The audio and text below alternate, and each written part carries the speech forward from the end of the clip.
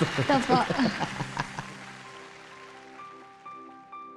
Nagkakilala kami dun sa binubuong banda 2016. Na-stop ako ng pag-aaral noon. I decided to find the racket. Hindi ako tumigil hanggat hindi siya nakukuha sa band. Kasi sayang yung talent. Until ayon, mas dumami yung gig niya kaysa sa akin. Favorite line? I finally found someone. I finally found someone. Ako naman, after all the stops and starts, we keep coming back to these two words. Salamat sa lahat ng mga pag-aalaga, sakripisyo, pag-aalaga mo, hindi lang sa akin, pati sa mga anak natin. Sobrang salamat sa lahat ng ginawa mo. Kahit nagkakaroon tayo ng problema, mahal na mahal din kita. Sobra. Alam mo naman yan. I'm Christian Vergara. And I'm Jacqueline Vergara. And we're from Rosario, Batangas.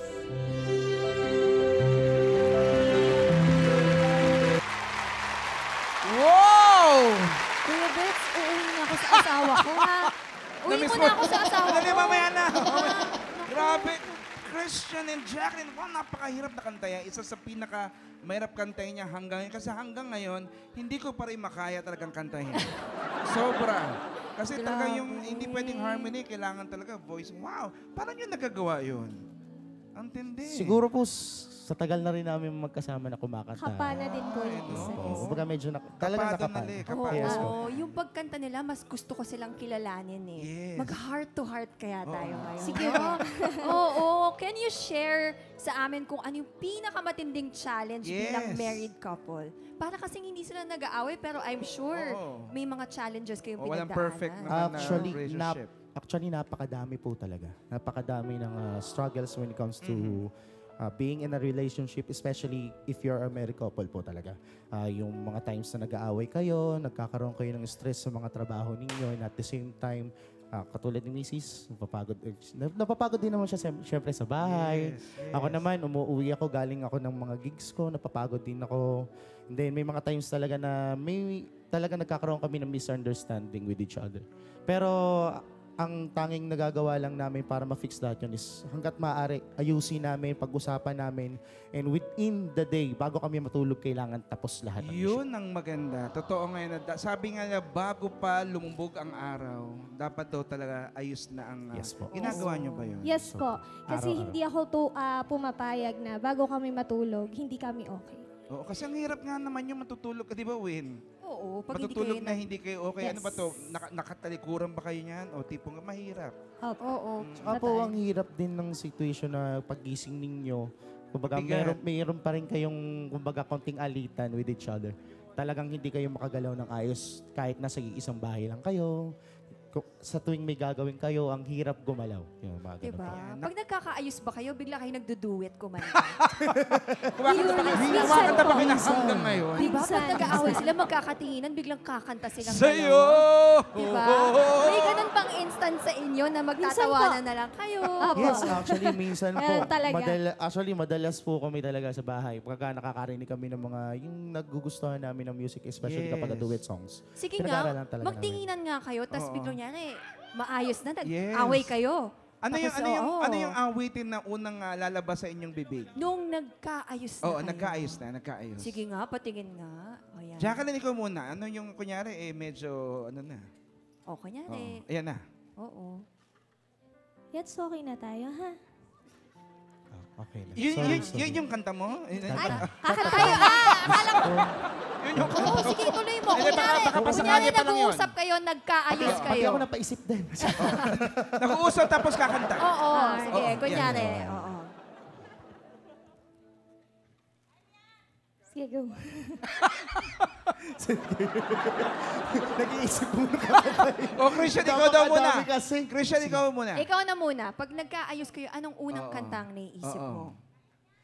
I finally found someone. Someone share my life. I finally found the one to be with every night. 'Cause whatever I do, it's just good to be you. has just begun. I finally found someone. Wow, look at that Kuya song. Betong, ikaw nang bahala dyan. Uwi ako, ha? Mamaya na! Uwi ako sa asawa ko! Nanonood yan. Ano ba yan? Ako naman gusto kong malaman, ano namang kanta pag galit kayo? Ako parang may naiisip ako eh. Parang may naiisip po pag galit ka, ay naiyak si mami, oh. Ito ang naiisip ko. Si mami na umiiyak, parang may Oo, hugot parang ata may hugot. siya. Parang naramdaman yung I finally found someone. Oo, umiiyak siya. Nakikita niyo yung nagagawa ng pagmamahal niyo sa isa't isa. Pati yung awit Pati na yung talagang awit, nararamdamang tunay ang pagmamahal Tagos sa nila. puso. Tagos sa puso, Oo. lalo na sa ating audience. So, syempre, bukod sa mga kanta na ginagawa nyo, may mga tips pa ba kayo sa mga married couples natin para mas lalong mapanatili yung pagmamahal? Kasi di ba parang sinasabi nga nila, parang hindi yan nakadepende kung ilang taon. Ano yung mga pwede nyo maibigay na tips sa ating mga kapusong nanonood ngayon? Sa akin, ano po, yung okay lang mag-away. Normal naman po sa mag-asawa talaga yung nag-aaway. Pero wag naman lagi. Hindi na normal yung pag lagi nag-aaway. Yan. Okay lang mag-away. Hanggat kayang ayusin, ayusin. Aha. At lagi lang kayong masaya. Ganun. Yun lang po. Parang naiiyak ka, Jacqueline. Konti na lang. Konti na. Bibigay na si Jacqueline. Konti na lang. Christian, Ikaw ikaw. naman. Sa akin naman po, hanggat maaari, laging yung intindihin yung isa't isa. Ano po? You always have to understand each other's self. Kasi may mga times kasi na sa sarili nila, hindi nila alam o hindi nila maintindihan kung ano ba yung nangyayari sa kanila, especially sa mga wife natin. No? Madalas, napakadami ng pagod at nagiging sakripisyo nila. Yes. Pag-aalaga pa lamang ng mga bata, Oo. pag-aasikaso, especially pagluluto. No? So, bilang lalaki, kahit na siyempre nagtatrabaho ka, napapagod ka din naman, you always have to look for her. Yan. Dahil nang hindi ka magiging kumbaga sa isang kaharian, ano. Yes. Hindi ka magiging hari kung wala kang reyna.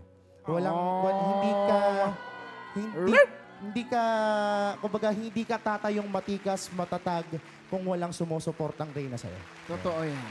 Ang sarap pakinggan. Kahit gaano kapagod ang isang tao, Yes. pero pag nasa tabi mo ang mahal mo, mapapawi ang lahat ng pagod. Yes po. Ano ba Diba? yan? Aalis na muna at maghahanap na ako. Ay, pero syempre, ano naman kaya masasabi ni DJ Matcha Hugotera sa ating couple number 1, DJ Matcha?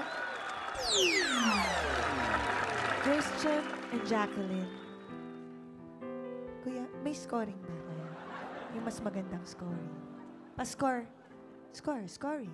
Music. Okay. Christian and Jacqueline. Pang games together. Do it for love. Ano tayo, yung pang first date, ganyan, pang in love na in love. Ganun. Christian and Jacqueline. Meron. Grabe, ang init mo naman agad. Gasolina agad. Pang-limang date na yan eh. Hindi. Yung unang first date, forever date, ganun yung tema. Ano yung nawawala ako sa karakter ko eh. Ayos naman natin. Bago lang kasi ito mga kapuso, pasensya na kayo. Mukhang bukas bago na ulit yung kasama ko. Okay, balik tayo.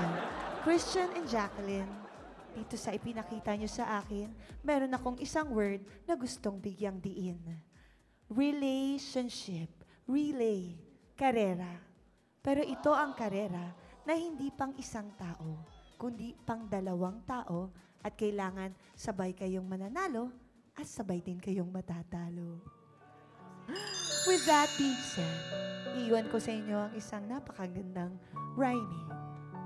Yan ang tamang kanta for all seasons, umulan, umambon, o maglapot man tayo sa init ng panahon. Kahit mag-swimming pa sa baha hanggang Romblon, basta ang mahalaga, mahal mo hanggang ngayon. DJ Matcha, Aha, pwede magtanong. ano yun? Yan ba'y nararamdaman mo din sa tunay na buhay, DJ Matcha? Of course. My Paano mo third- nasabi, DJ Matcha? This is not about me. It's about Christian and Jacqueline. Peter! Ewan ko sa'yo, Kuya Beto. Macha Hugotera! Thank you so much. Ngayon naman, kilalanan natin ang singing couple number 2 sa kanilang nakakakilig na love story. Dennis Ligop and Andrea May Furio.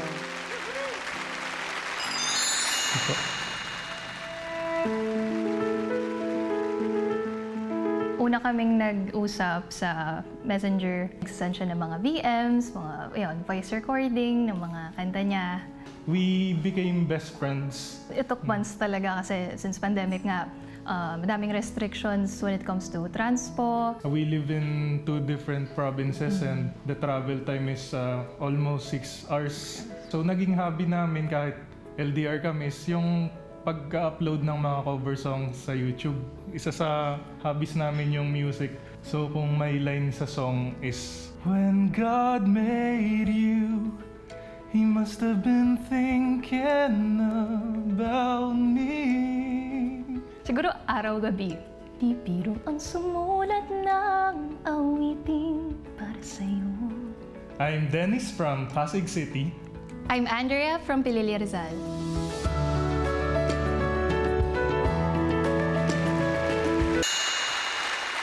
Do it for love, couple number 2, Dennis and Andrea. Naman. Win, narinig ko sabi niya, baby. Oo nga baby. Nakakakilig eh. Grabe yung Oh my baby. goodness, Hello. baby. Hi, baby. Hello sa inyo, Dennis and Andrea. Hello po. Kamusta naman kayo as a couple for 3 Yes. years Oo. now? I heard kasi syempre LDR kayo, di ba? Oo Taga nga. Atimonan, tama ba? Yes po, I'm Quezon. formerly from Atimonan, Oo. Quezon Province. Quezon Province at ikaw naman Pililya. From Pilili Rizal. Ang Aba, layo. napakalayo. Oo, ang layo nila. LDR, tapos naabutan pa ng pandemic. Naku Kamusta po. ang relasyon nyo for the past 3 years? So for the past 3 years, we've been in a very long distance relationship. It's very hard because hindi kami nagkikita, hindi namin alam yung mga mannerism ng isa't isa. But oo. still, we tried to make it work and make it fun and make it a meaningful relationship.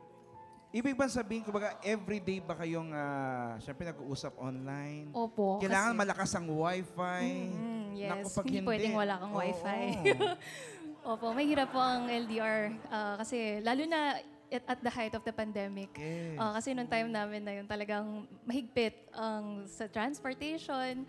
So yung mga ginawa namin para makilala namin deeper yung isa't isa, lagi kami nagvo-voice call. Hindi kayo nag-try ever na, baka naman may mga barangay clearance tayo.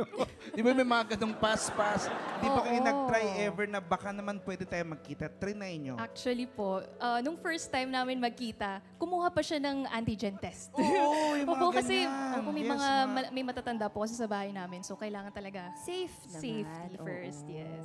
When kasi gusto ko malaman, syempre iba yung nakikita na kayo online. Nung nakita ba kayo in person, parang, wow, mas lalo bang may kilig? Tagang sinabi mo, hi baby! Baby! Oo. Ano man masabi nung una mo siya nakita? Anong una po kaming nagkita? Hindi po yung mga napapanood natin sa movie na yung tatakbo isa't isa sa couples. Yes, so tas, Ano po, it felt so natural po. Parang matagal na kaming magkakilala and it's also when the first time we met, we held hands and it didn't feel intimidating at all. It felt natural, like parang ito talaga yung kamay namin ko hawakan. wow, ayun ako, kagaya niya, Andrea, ikaw sumagot nito. Ano din ang payo mo naman sa mga LDR para maging singtamits ng wine at singtatag ng sunshine? Ang ganda ng tono ko, no? Yeah, Sa inyong ang pagmamahalan. payo ko, ang payo ko, kumuha kayo ng stable internet connection first. Importante. And of course, araw-araw kayo mag-usap talaga. Give time. I know marami sa atin mga busy ngayon, especially for us, we're working. Yes. Kailangan talaga spend time together ng maraming oras. Correct. Pag LDR, hindi lang love ang kailangan. Trust sa Oo. isa't isa. Oo, importante. Importante talaga yan. Congratulations sa inyong dalawa, ha? Macha Hugotera, may pangmalakasang hugot ka ba dyan para kay Dennis and Andrea? Ano maririto talaga, DJ Oo. Mancha? Napagtaasan mo ng boses. Alam mo, minsan talaga yung mga karelasyon natin, baby, minsan, BV. Ganun talaga. Ay! Nako, sorry. Si Andrea at si Dennis, LDR. Right? I have an LDR poem right here for you. Ganyan ang love. Walang sinasabi ang layo. Kahit from Daug to Monumento, lahat malalampasan mo kahit pa gaano kalayo ito.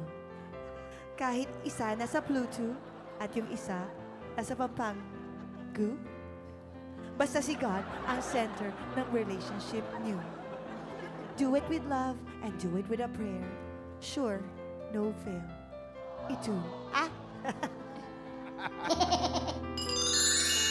Matcha hugotera. Nako, no fail ka talaga sa mga hugot na papawi ng ating mga lungkot. Nako, thank you DJ Matcha at marami ang nagkaroon ng realizations with your hugot. Oo.